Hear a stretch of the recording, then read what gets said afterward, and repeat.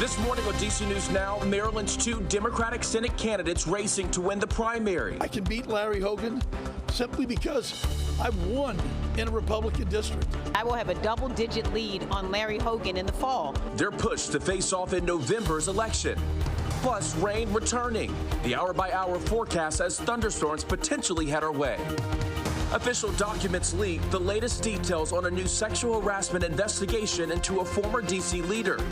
And a very strange sight in Arlington. What you should do to prevent bears from stopping by your backyard. And giving a voice to the voiceless. Almost like a part of my identity was taken away when I lost my voice. How AI is helping one woman heal after a major surgery.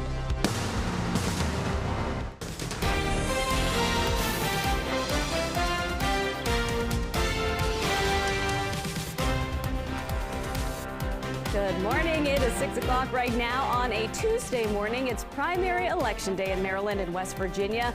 You are looking live at Silver Spring, where the polls are set to open in just about an hour at 7 a.m. You might want to cast your vote early because we could see some rain coming our way. But thank you for starting your morning with us here on DC News Now. I'm Tanaya Wright. I'm Corey James. Good morning to you. Yamarie is in for Shanika this morning. Keep an eye on those roads. She's going to have the latest on your commute in just a moment. But let's turn things over to Jackie for the forecast on this election day. Yeah, already starting to see a few showers back over towards the Shenandoah Valley. Otherwise, most areas this morning starting off dry, but noticeably more cloudy out there right now. Seeing some of those showers working their way along the I-81 corridor back over towards Luray and even back along Woodstock and even just to the south of Front Royal right now. 50s and 60s to start off this morning. It's a little bit warmer than yesterday morning. We're going to be seeing a few of those isolated showers through the morning hours. By noon, should still be cloudy with a spot shower. Then more rain chances on the way later on this afternoon. Could even see a few rumbles of thunder with those clusters of showers that we'll see later on today. More heavy rain expected overnight tonight into tomorrow morning. Latest details on that coming up. Yamarie is back with the latest look at those roadways. What are you seeing right now? Yeah, good morning. Well, it is election day, and if you are planning to hit the polls or even heading into work right now, the roads are looking pretty good and pretty clear. This is 50 right near 202, so just take your time if you are heading in that direction. Traffic is starting to pick up as people are heading and moving outside right now, but you should be good to go. Now, here off of Kenilworth Avenue, we are seeing a lot of congestion, so give yourself some time if you are heading in that direction. DC News Now is your local election headquarters, and primaries taking place today in Maryland and West Virginia. The race is neck and neck between two Democrats seeking the U.S. Senate seat. Now, DC News Now's Liberty Zabala live in Silver Spring this morning to break down what voters need to know before heading to the polls. Liberty, good morning.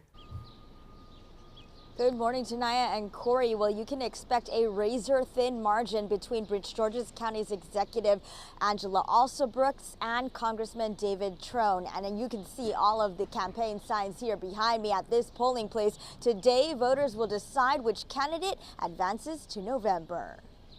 Both Alsobrooks and Trone have been hitting the campaign trail hard to squeeze out every last vote. They will need it. Both Democrats are in a dead heat for Maryland's U.S. Senate seat.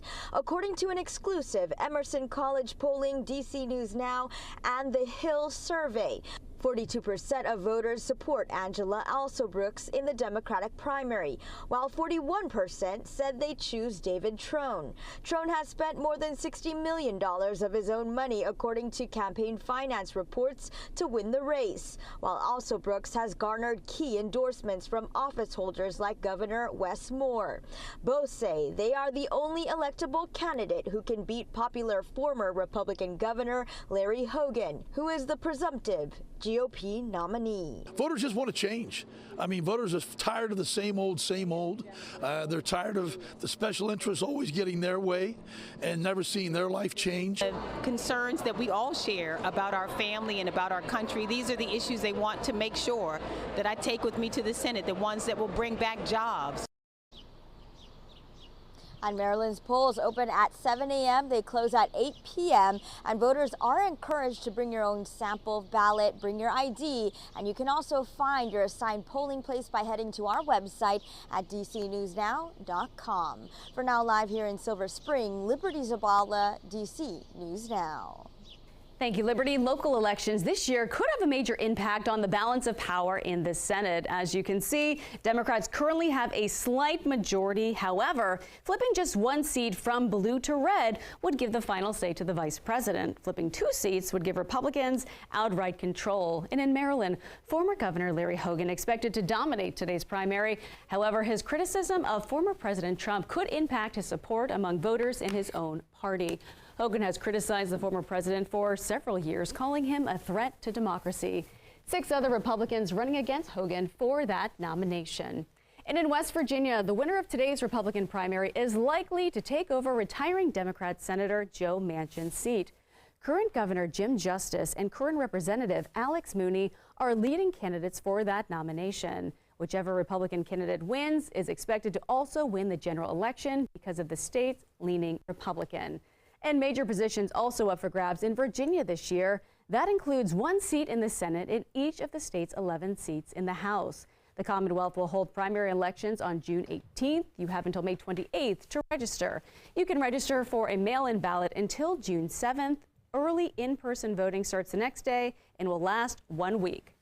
The Department of Justice is increasing efforts to track down and punish anyone threatening election workers. According to the Brennan Center for Justice, nearly 40% of election workers say they have experienced threats or harassment. Very different climate than what existed prior, and every single one of them is concerned about security. They're concerned about false information and disinformation. They're concerned about funding. The Attorney General says the DOJ's task force on election threats has prosecuted more than a dozen people over the past 3 years.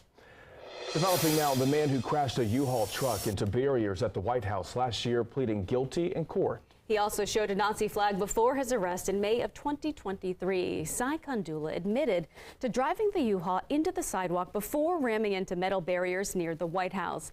He faces up to 10 years in prison. He is expected to be sentenced in August. And in Montgomery County, police arresting a boy for 3 separate armed robberies in the county. Police say he robbed the same 7-Eleven on Georgia Avenue 3 different times. They say he showed a knife before taking money and fleeing the scene. These robberies happened between April 18th and May 2nd.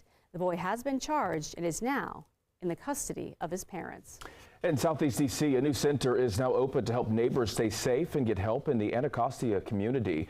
It's called the Safe Commercial Corridor Hub, and city officials say it is a place where people can connect with outreach teams for public safety, behavioral health services, and get access to other treatment and support.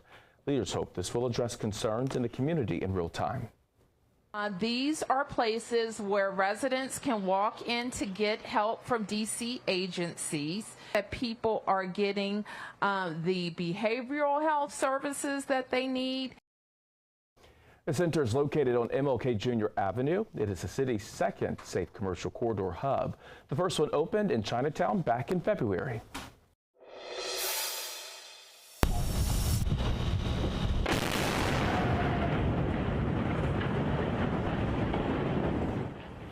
And demolition crews detonating explosives on the wreckage of the collapsed Baltimore Bridge. The explosives, as you hear there, sending large chunks of metal right into the Patapsco River.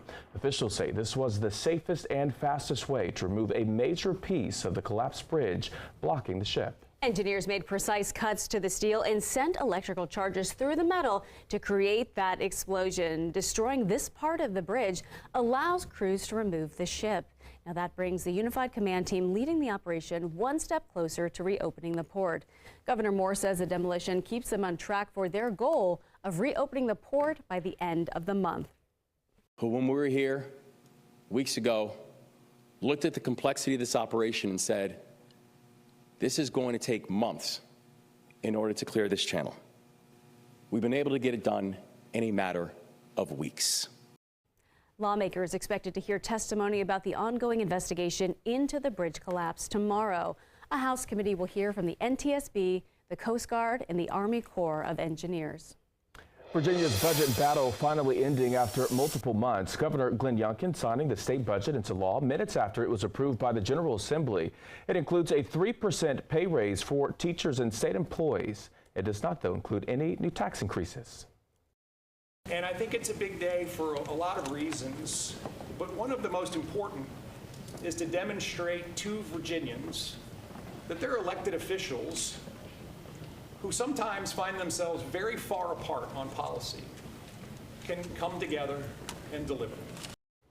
And the state's new spending plan starts in July and will last for 2 years.